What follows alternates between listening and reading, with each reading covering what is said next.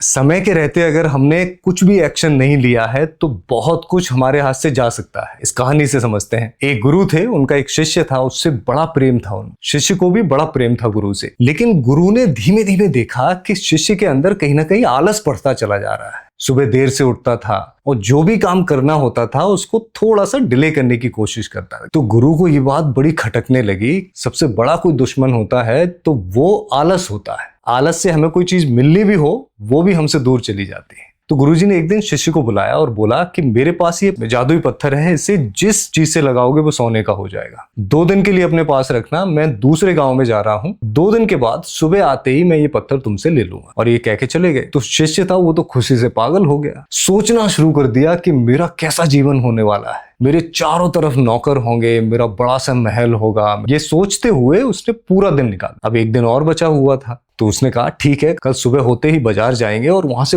बहुत सारा लोहा लेके आ जाएंगे और उस सारे लोहे को सोना बना दिया जाएगा। तो बड़ा खुशी खुशी सो गया वो। सुबह जैसे उठा उसने कहा थोड़ी देर टहल लेते हैं, थोड़ा सा सुबह की जो क्रियाएं हैं वो कर लेते हैं, उसके बाद दोपहर में जाएंगे और शाम को सारा सामान लाके उसको सोना बना देंगे। ऐसे ही करता रहा। 2 बज गए। 2 बजे वो खाना खाता था और खाने के बाद उसकी सोने की आदत थी। तो उसने कहा कि आज तो नहीं सोएंगे, आज तो काम करना है, बहुत बड़ा काम करना है। तो उसने खाना खाया, उसके बाद कहा थोड़ी देर सो लेते हैं, क्या फर्क पड़ता है, आज कम सोएंगे और शाम को जाके काम कर लेंगे। उसने वैसा ही किया। थोड़ी देर लेटा और वो लंबे समय के लिए सो गया। जैसे वो उठा तब तक शाम हो चुकी थी। जल्दी से भागा, तेज तेज भाग रहा था कि बाजार ऑलरेडी बंद हो गया होगा। रास्ते में जब वो भागता हुआ जा रहा था तो उधर से गुरुजी आ रहे हैं। गुरुजी ने कहा कहाँ जा रहा है? कि मैं वो लेने जा रहा हूँ गुरुजी, मुझे ये करना था। तो गुरुजी ने कहा अब तो तुम्हारा समय निकल गया है। तो बहुत रोने लगा, मुझे एक दिन और दे दो, उसके बाद मैं कुछ नहीं मांगूंगा। गुरुजी ने कहा मैं जो भी बोलता हूँ नियमित समय के साथ बोलता हूँ और उतना ही समय होता है। अब तुम्हारा कुछ नहीं हो सकता है, सुबह आके मुझे पत्थर दे देना। वो बहुत पछताया।